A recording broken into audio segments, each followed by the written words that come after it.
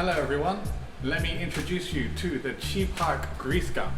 Now this is model number TIL-360.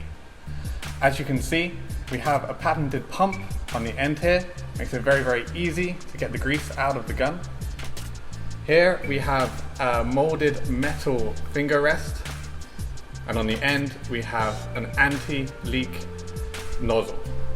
Alright, now let me show you how easy it is to use on this bearing here. Just give it a few pumps. You can see it goes all the way around. There you go, and now the other half.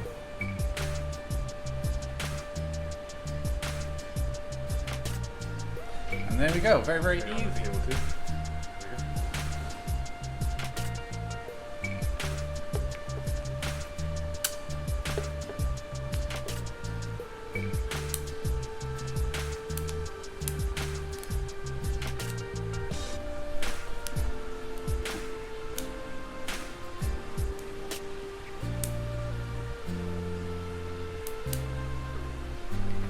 As you can see, it's very easy.